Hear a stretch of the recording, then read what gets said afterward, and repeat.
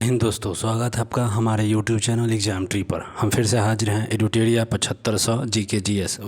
आज practice set 17 होगा। Already 1 to 16 practice set upload है, जाइए इसे चेकआउट कीजिए। इस वीडियो में अंत तक बने रहिएगा, तभी इस वीडियो का आपको लाभ मिल पाएगा। एडुटेरिया का जो 7500 का GK GS है बिल्कुल रामबाण है, एकदम एग्ज़ाम में लगभग मेरिट लेवल के क्वेश्चन टच करते हैं। तो बिल्कुल इसमें बने रहना है। पहली बार है तो सब्सक्राइब कर दीजिए चैनल को, साथ में लाइक शेयर कमेंट जरूर करके जाएंगे।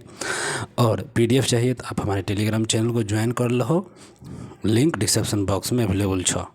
तो आ जाइए क्वेश्चन नंबर 1 पर, यहाँ से हम लोग चालू करते हैं। तो चलिए, क्वेश्चन नंबर 1 क्या है। मैं यह विचार सहन नहीं कर सकता कि जिस व्यक्ति के पास संपत्ति है वह वोट दे सकता है, लेकिन वह आदमी जिसके पास चरित्र है पर संपत्ति या शिक्षा नहीं, वह वोट नहीं दे सकता। यह कथन किसका है? तो बहुत महत्वपूर्ण कथन है। तो यह जो कथन था महात्मा गांधी जी का था। महात्मा गांधी जी का यह कथन था। 1 का C। नेक्स्ट क्वेश्चन 2 नंबर है। सर्वप्रथम संसदात्मक सरकार किस देश में प्रारंभ हुआ था? संसदात्मक जो सरकार प्रारंभ हुआ था यह ब्रिटेन में हुआ था। संसदात्मक जानवे करते हैं पार्लियामेंट शब्द वगैरह या संसदात्मक लिया गया है ब्रिटेन से, तो प्रारंभ भी ब्रिटेन से हुआ था। नेक्स्ट क्वेश्चन करेंगे 3 नंबर। निम्नलिखित में से किसके संबंध में राज्यसभा का अन्य अधिकार है? राज्यसभा का अन्य अधिकार है, राज्यसभा का पूछा गया। तो इसका तो एक नई अखिल भारतीय सेवा का सृजन हेतु संपत्ति का करना, ये हमारा C जो है ये सही हो जाएगा। एक नई अखिल भारतीय सेवा का सृजन आपको राज्यसभा का ही बिल्कुल UPSC का अधिकार है यह। Next question 4 number. भारतीय संविधान में भारत की आधिकारिक भाषा में जुड़े प्रावधानों में संसद संशोधन कर सकती है। देखिए, भारतीय संविधान में भारत की आधिकारिक भाषा से जुड़े जो प्रावधान होते हैं उसको संसद संशोधन कर सकती है। तो कितने? तो अपने सदस्यों के साधारण बहुमत से हुआ संशोधन कर सकता है। आधिकारिक भाषा से रिलेटेड जो होगा तो साधारण बहुमत चाहिए, संशोधन हो जाएगा। Next question 5 number. राज्य के नीति निषेध तत्व सहज अध्ययन के लिए निम्न में से कौन से भागों में विभाजित करता है? तो सहज अध्ययन के लिए कौन से भागों में से विभाजित करता है? दिया हो जाएगा उपयुक्त तो सभी, समाजवादी, गांधीवादी और उदार बौद्धिकतावादी, ये तीनों हो जाएंगे। Next question 6 number. निम्नलिखित में से किस अनुच्छेद को भारतीय संविधान का स्वर्ण त्रिकोण कहा गया है? भारतीय संविधान का स्वर्ण त्रिकोण कहा गया है किन किन अनुच्छेदों को? तो यह कहा गया है अनुच्छेद 14 को, अनुच्छेद 19 को, अनुच्छेद 21 को, 32 को नहीं। 32 हो जाएगा संवैधानिक उपचारों का अधिकार, लेकिन त्रिकोण की बात होगा 14, 19 और 21 भारतीय संविधान के स्वर्ण त्रिकोण कहे जाते हैं। तो ये हमारा सही हो जाएगा। नेक्स्ट क्वेश्चन करेंगे 7 नंबर। एक वास्तविक गैस जिसमें एक वास्तविक गैस किस में एक आदर्श गैस के रूप में क्रिया कर सकती है? एक जो वास्तविक गैस वो आदर्श गैस के रूप में भी क्रिया कर सकती है, यह पूछा गया था। किस में? तो निम्न दाब और उच्च तापमान। पीछे ऑलरेडी क्वेश्चन रिपीट हुआ है। निम्न दबाव चाहिए और साथ में उच्च तापमान चाहिए। 7 का B हो जाएगा। नेक्स्ट क्वेश्चन करेंगे 8 नंबर। 8 नंबर क्वेश्चन है सूची 1 को सूची 2 से मिलाना है। तो सूची 1 में देश है, सूची 2 में जो है राजधानी है। तो सूची 1 को सूची 2 से हम लोग मिला देते हैं, ठीक है। तो सूची 1 को सूची 2 से मिलाना है। तो पहला लिथुआनिया देश की राजधानी हो जाएगा तिराना। वेनिस हो जाएगा, लिथुआना का वेनिस। लिथुआनिया का क्या हो जाएगा सर? वेनिस हो जाएगा, लिथुआनिया का वेनिस।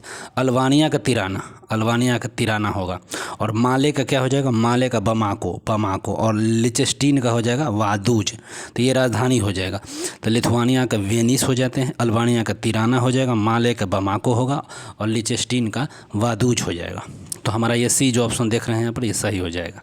नेक्स्ट क्वेश्चन करेंगे 9 नंबर। हिमालय में मुख्य सीमांत पूछा गया। हिमालय में मुख्य सीमांत भ्रंश किसको पृथक करता है?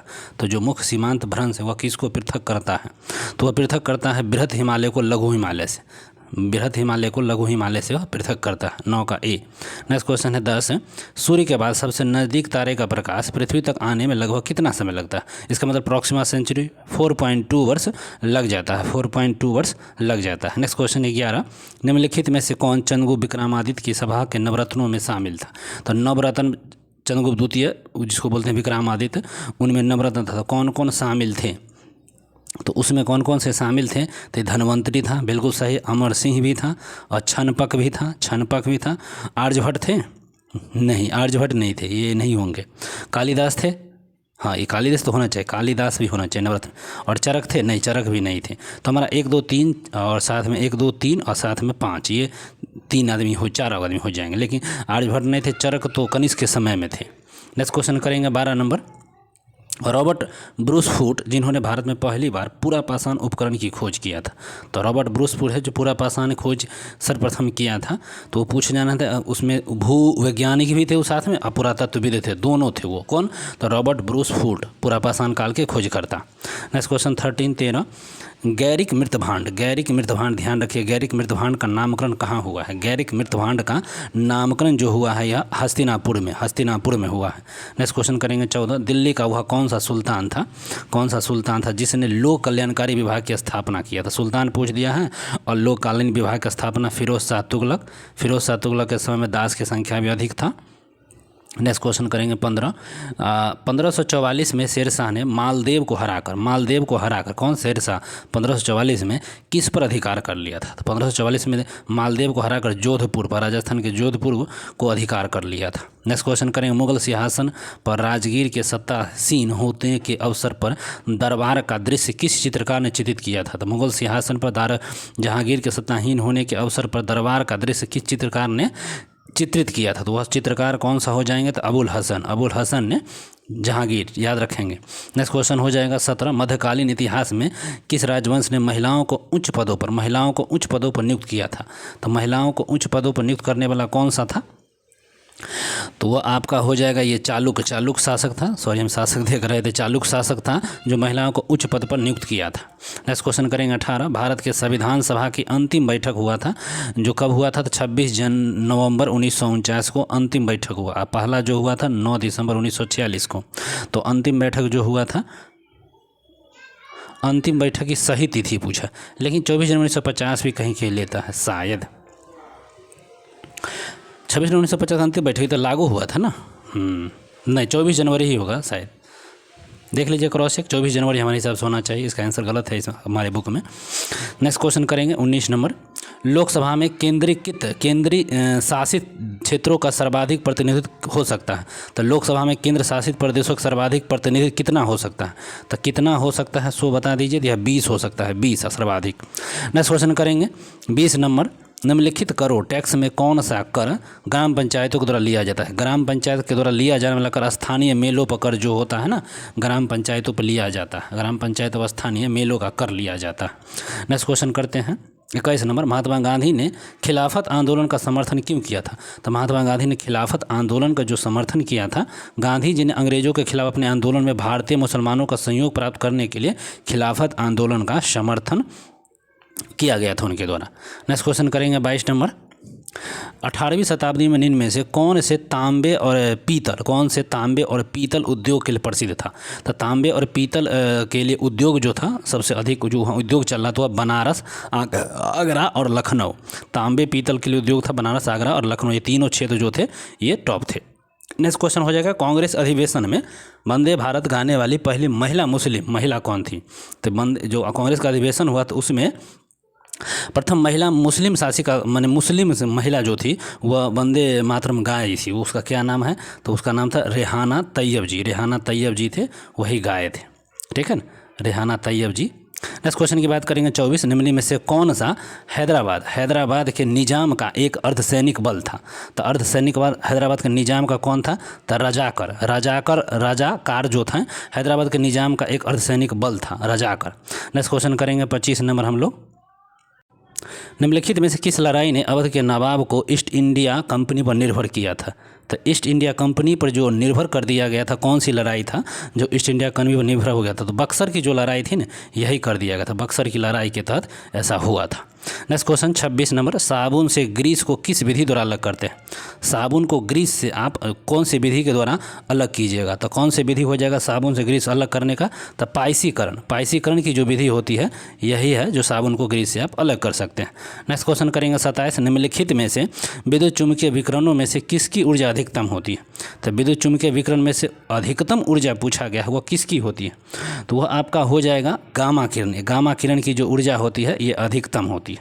गामा किरण की ऊर्जा अधिकतम होती है। नेक्स्ट क्वेश्चन करेंगे फ्लोरोसिस, फ्लोरोसिस किसकी उपस्थिति के कारण, फ्लोरोसिस किसकी उपस्थिति के कारण हो, जो फ्लोरोसिस जो एक प्रकार की बीमारी होती है पानियों में होती है, हम लोग तो जानते ही हैं, वह किसकी उपस्थिति के कारण हुआ था। पानी में क्या होता है, फ्लोराइड, बिल्कुल फ्लोराइड की मात्रा पानी में बढ़ेगा तो फ्लोरोसिस नामक बीमारी हो जाएगी, सीधा सीधी है। नेक्स्ट क्वेश्चन करेंगे 29, निम्नलिखित तत्वों में से कौन जो है, कौन सा तत्व या तंत्रिका तंतु में आवेग संचरण, तंत्रिका तंत्र में आवेग संचरण का कार्य करती है। तो यह कौन सा करेगा जो तंत्रिका आवेगों में कार्य करता है, तो ये आपका कर देगा सर यहाँ पे सोडियम कर देगा। क्या कर देगा, सोडियम, तंत्रिका आवेग तंतु सोडियम। नेक्स्ट क्वेश्चन 30, संक्रमक, संक्रमण से शरीर किसके सहयोग से लड़ता है, जो संक्रमण होता है शरीर में वह लड़ता है, हमारे शरीर में कौन लड़ता है, तो वह कौन लड़ेगा सर, तो प्रतिरक्षा प्रणाली लड़ेगा। प्रतिरक्षा प्रणाली जो है यही आपको आपके शरीर में एंटीबायोटिक का काम करके अन्य जीवाणुओं को मारता है, लड़ता है। नेक्स्ट क्वेश्चन करेंगे 31 नंबर, साइनाइड विषाक्तता के कारण सेकेंड में मृत्यु हो जाती है। एकदम साइनाइड अगर खा लीजिएगा तो एकदम सेकेंडे में आप 9 2 11 ऊपर की तरफ चल बसिएगा। तो ये किसकी हो जाती है, इसका कारण क्या है सर, तो उसमें उसका कारण क्या है सर, कार्डिक एस्टर करता है, जो कार्डियक जो एस्टर होता है वही उसका उसमें मुख्य योगदान होता है, वही वो काम कर देता है, कार्डियक एस्टर। अगर वो नहीं होता तो इसीलिए, ठीक है, कार्डियक जो एरेस्टर होता है वही क्या करता है, मृत्यु को तुरंत कबरी ला देता है। नेक्स्ट क्वेश्चन करेंगे 32, उच्चतर पौधे के बीजों के पोषक उत्तक को क्या कहते हैं, उच्चतर पौधे के बीज है उसके पोषक उत्तक को क्या कहते हैं, तो उसके उत्तक को कहेंगे इंडोस्पर्म, इंडोस्पर्म कहते हैं, इंडोस्पर्म। नेक्स्ट क्वेश्चन 33, प्रतिरक्षक उत्तक की वृद्धि, प्रतिरक्षक उत्तक की वृद्धि और मरम्मत में क्या शामिल है, प्रतिरक्षक उत्तक की वृद्धि और मरम्मत में क्या शामिल होता है, तो क्या शामिल होगा उसमें, तो केवल अर्धसूत्री कोशिका विभाजन, केवल अर्धसूत्री कोशिका विभाजन शामिल होता है, 33 का सी। नेक्स्ट क्वेश्चन करेंगे 34, जीवों में अत्यधिक विविधता का कारण क्या है, जीवों में अत्यधिक विविधता का जो कारण है, जीवों में अत्यधिक विविधता का कारण क्या है, तो उत्परिवर्तन जीवों में अत्यधिक विविधता के कारण होते हैं। नेक्स्ट क्वेश्चन हो जाएगा 35, निम्नलिखित में से कौन सा कोशिकांग प्रोटीन संश्लेषण में भरपूर भूमिका निभाता है, प्रोटीन का जो संश्लेषण होता है उसमें एकदम मुख्य भूमिका निभाने का काम एंडोप्लाज्मिक रेटिकुलम और राइबोसोम जानते हैं प्रोटीन में मदद करता है, एंडोप्लाज्मिक रेटिकुलम ये भी उसमें भरपूर कोशिका प्रोटीन बनाने में मदद करता है, दोनों को ध्यान रखेंगे हम लोग 35 का। चलिए नेक्स्ट क्वेश्चन करते हैं 36, जीवित प्राणियों में शरीर में होने वाले निम्नलिखित में से कौन सी प्रक्रिया पाचन प्रक्रिया करती है, आपका शरीर है उसमें भी पाचन प्रक्रिया जो संपन्न होती है किन के विघटन से होता है, तो किन के विघटन से हो जाएगा, तो यह प्रोटीन का अमीनो अम्ल में विघटन होता है, प्रोटीन का अमीनो अम्ल में क्या होता है, विघटन हो जाता है। नेक्स्ट क्वेश्चन करेंगे, किसी रासायनिक अभिक्रिया में धन उत्प्रेरक की भूमिका क्या होती है, जो धन उत्प्रेरक होती है उसकी भूमिका क्या होती है, तो यह अभिक्रिया के दर को बढ़ा देता है, बिल्कुल से धन उत्प्रेरक होगा तो मतलब कैटलिस्ट में तो क्या अभिक्रिया के दर को बढ़ा देता है, सीधा सीधी बात है, 37 का 1। नेक्स्ट क्वेश्चन करेंगे 38, प्रथम विश्व युद्ध में निम्नलिखित में से किसका प्रथम विश्व युद्ध हुआ था उसमें किस रासायनिक आयुध रूप में प्रयोग, प्रथम विश्व में एक रासायनिक गैस का रासायनिक आयुध जिसको बोलते हैं एक गैस का प्रयोग हुआ था व्यापक रूप से, उसका नाम मस्टर्ड गैस बोलते हैं, मस्टर्ड गैस मतलब मार्क्स गैस का प्रयोग ज़्यादा उस समय हुआ था, मस्टर्ड गैस कुछ और भी हो सकता है, क्रॉस चेक कर सकते हैं आप लोग। निम्नलिखित यौगिकों में से कौन सा एक शुष्क करने वाले कारक के रूप में प्रयुक्त होता है, तो शुष्क करने वाला एक कारक पूछा गया है, तो कौन सा एक यौगिक है जो इसमें मदद करता है, तो वह कैल्शियम का ऑक्साइड जो है ना वही एक शुष्क करने वाला कारक के रूप में प्रयुक्त होता है, शुष्क कारक के रूप में, 39 का बी। नेक्स्ट क्वेश्चन है 40, क्वीन सवेरी नियम किस खेल पर लागू होता है, जो क्वींस वेरी जो नियम है यह किस खेल पर लागू होता है, तो ये आपको बॉक्सिंग पर लागू होता है, बॉक्सिंग पर ध्यान रखेंगे, बॉक्सिंग पे लागू होता है। नेक्स्ट क्वेश्चन है, चापेकर बंधु ने 1896-67 ईस्वी में व्यायाम मंडल की स्थापना कहाँ किया था, तो चापेकर बंधु ने 1896-97 में व्यायाम मंडल का जो स्थापना किया था कहाँ पर किया था, तो पुणे में किया गया था। नेक्स्ट क्वेश्चन 42 है, निम्नलिखित में से किसने द प्रिंस लिखा है, द प्रिंस के लेखक कौन है सर, तो द प्रिंस का सबको मालूम है मैकियावेली जो है प्रिंस के लेखक हो जाएंगे। नेक्स्ट क्वेश्चन है, ओलंपिक खेलों में किस खेल के लिए वेल वाकर कब प्रदान किया गया था, तो इसमें वेल वाकर कब प्रदान किया जाता है, ओलंपिक खेल किस खेल के लिए प्रदान किया जाता है, तो यह मुक्केबाजी के लिए वेल वाकर कब प्रदान किया गया था ओलंपिक खेलों में। 43 हो गया, अब आते हैं हम लोग 44 पे। 44 क्वेश्चन है लेपीज। लेपीज किस क्षेत्र से संबंधित है? जो लेपीज संबंधित है तो लेपीज का जो संबंध होता है भूमिगत जल से, भूमिगत जल से लेपीज का संबंध है। नेक्स्ट क्वेश्चन है केंद्रीय सांख्यिकी संगठन CSO के जो स्थापना हुआ था, सबको मालूम है, इजी क्वेश्चन 1951, CSO 1951, केंद्रीय सांख्यिकी संगठन का स्थापना 1951 में हुआ। नेक्स्ट क्वेश्चन 46 देख सकते हैं। विश्व में शांति और आपसी सहयोग स्थापित करने के लिए, विश्व में शांति और आपसी सहयोग को स्थापित करने के लिए नेहरू जी ने कौन सा सिद्धांत को प्रस्तुत किया था? शांति अच्छा ये तो कौन सा? तो गुट निरपेक्ष। गुट निरपेक्ष, अभी हम लोग भी गुट निरपेक्ष चल रहा है, भारत गुट निरपेक्ष रहता है, किसी के पक्ष में नहीं रहता है, तो नेहरू जी का यह सिद्धांत था। नेक्स्ट क्वेश्चन 47, निम्नलिखित में से उसने संबंधित वर्ष के अनुसार कालानुक्रम प्रथम के अंत तक सजाना है। अब जो वर्ष है उसके हिसाब से आपको सजाना है, तो यहाँ देख लीजिए। पहला पेरिस समझौता, एजेंडा 21, क्योटो प्रोटोकॉल और बुंडसलैंड आयोग, इसको सजाना है क्रम में। तो क्रम में आपको समझा देना है 47 में। तो ये इसका हो जाएगा, पहले जब हो जाएगा बुंड से ये 1 नंबर में ले लीजिए, और उसके बाद ये एजेंडा का ले लीजिए, क्योटो प्रोटोकॉल 3 नंबर, आप पेरिस, ये आपका C is the correct answer हो जाएगा। नेक्स्ट क्वेश्चन 48 देखिए, अंतर्राष्ट्रीय मुद्रा कोष IMF के संबंध में पूछ दिया है। IMF 1945 जानते, इसके संदर्भ में कौन सा कथन सत्य है? तो कौन सा कथन सत्य है? यह केवल सदस्य देशों को ही ऋण प्रदान, अगर इसके आप सदस्य बनिएगा IMF के तभी आपको इसको ऋण मिलेगा, नहीं तो आपको ऋण IMF से नहीं मिलेगा। नेक्स्ट क्वेश्चन है 49, व्यष्टि अर्थशास्त्र और समष्टि अर्थशास्त्र शब्दों का प्रयोग किसने किया था?